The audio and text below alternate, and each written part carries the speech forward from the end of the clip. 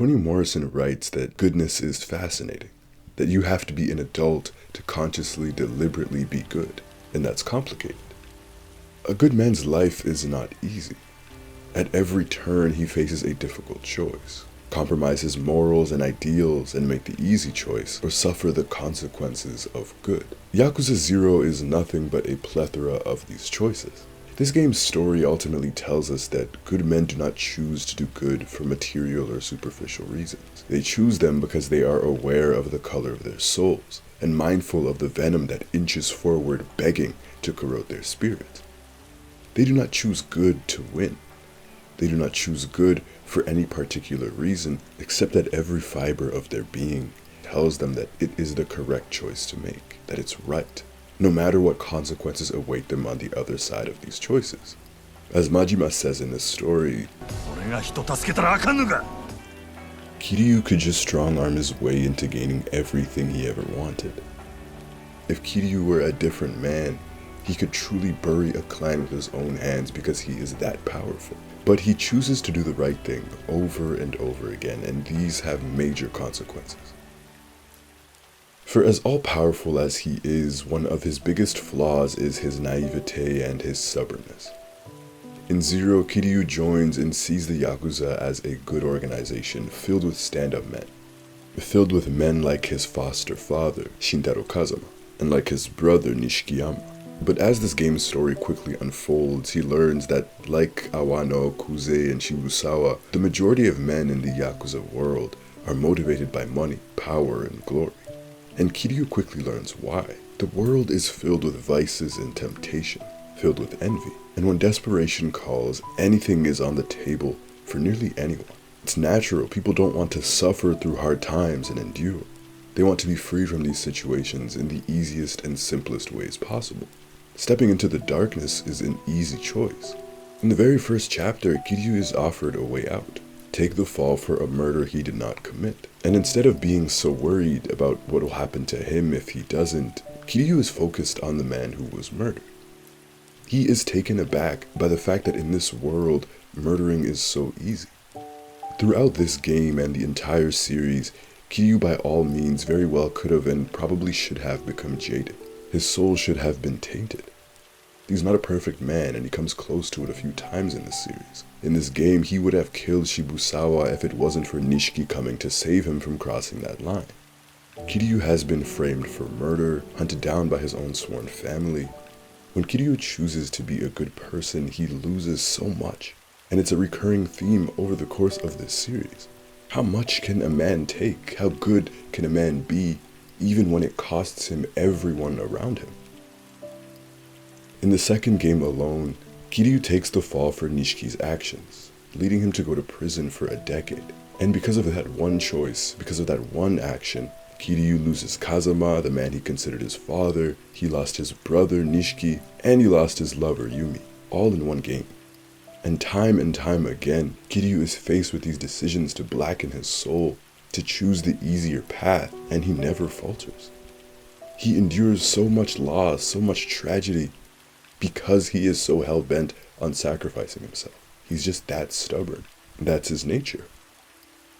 And he is like that to every single person he meets. Countless side quests meeting people who come from all walks of life. It ranges from sex workers and homeless people to some random guy who got his heart broken. And Kiryu helps all of these people because he loves to do it.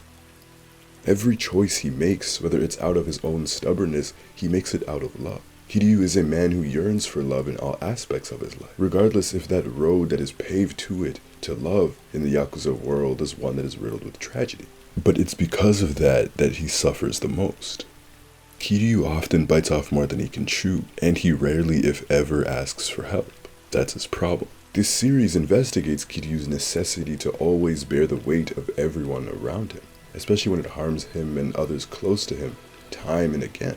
Kiryu's martyr complex, his absolute driving force to be good, to do good, to protect others because he cannot bear to face a reality where he doesn't, often becomes his undoing. But it's the only way he knows how to show people that he loves them and that he cares for them, is to sacrifice himself for their well-being. Kiryu, even at the end of the game, returns to the Yakuza, and it's because of this idealized version of the Yakuza he has in his head. The dragon is still beholden to his ideas that the Yakuza are a noble, honorable organization. In all of his sacrifices, he is trying his best to represent what he believes the organization is.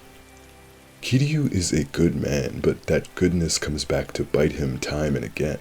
That need to be a martyr hurts people around him. It puts them in uncomfortable positions and they don't respond like Kiryu does.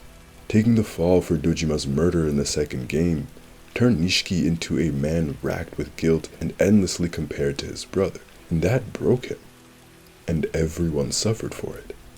This series changes if Kiryu doesn't involve himself in every single Yakuza matter, but again, that fiber of his being, he can't help it. His nature is self-sacrifice, but it wears on him. Being a good man wears on him and everyone around him. It's the price of being a good man. Goodness is hard. In the Yakuza world, it's damn near impossible. It's a part of the reason why Kiryu as a character sometimes feels lonely. Of course, because he's lost so many people, but he's also seen good men change. He's seen what that life has done to them. In nearly every Yakuza game, save for Date, Haruka, and maybe a few others, there's always a brand new cast of characters in every game. So many of these people die because Kiryu has chosen to be the beacon of light in an otherwise dark world.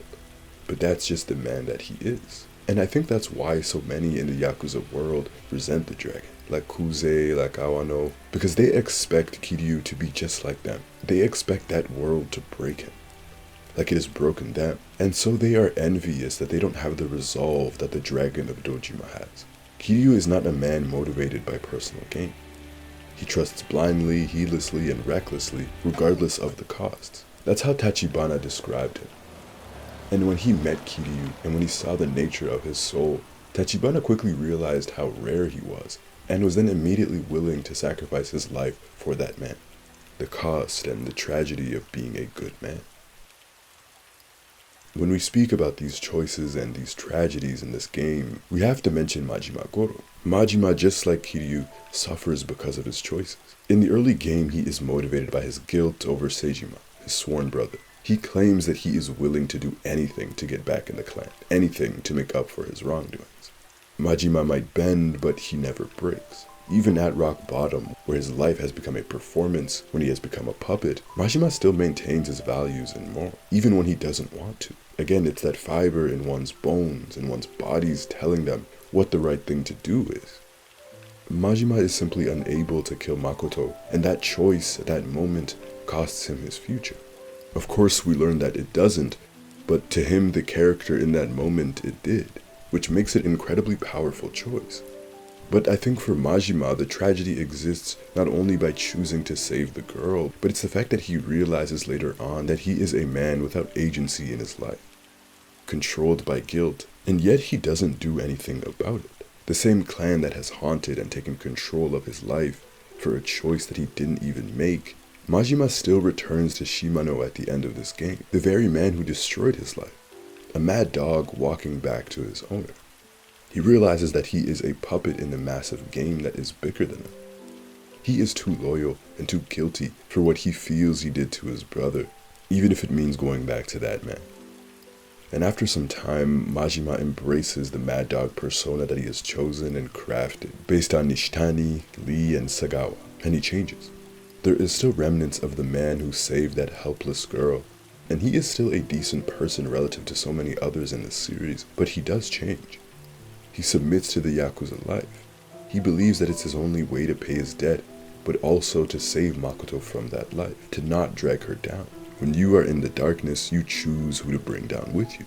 Majima acknowledges that he is a prisoner, but at least he will live it on his own terms, becoming the mad dog. The way Majima and Kiryu play off each other in this game narratively, the way they are foils for each other, is fascinating.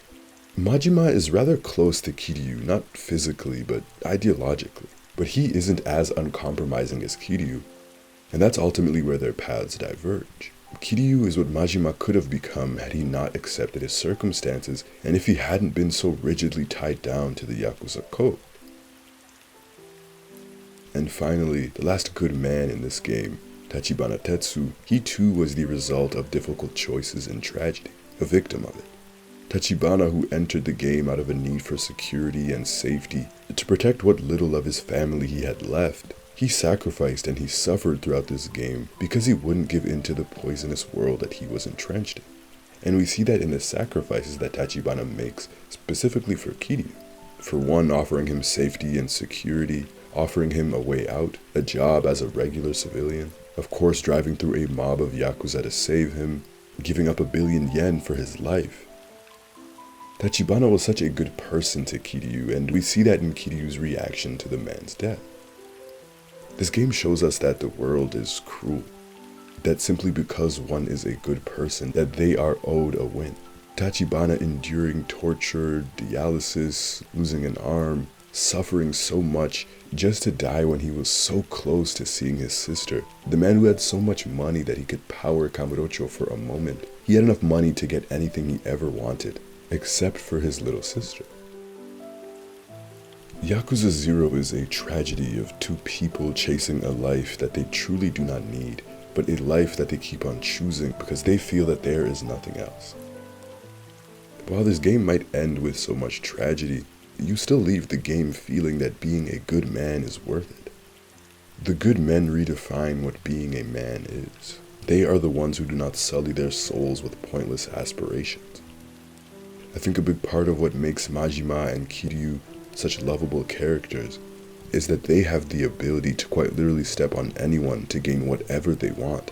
But they are strong enough to choose kindness. Kiryu in particular is a man who chooses kindness at every single juncture in his life. But that is what makes him the dragon of Dojima. It's what makes him the ideal that everyone in these games wants to aspire to. He is the man that everybody should strive to become more like. A good man.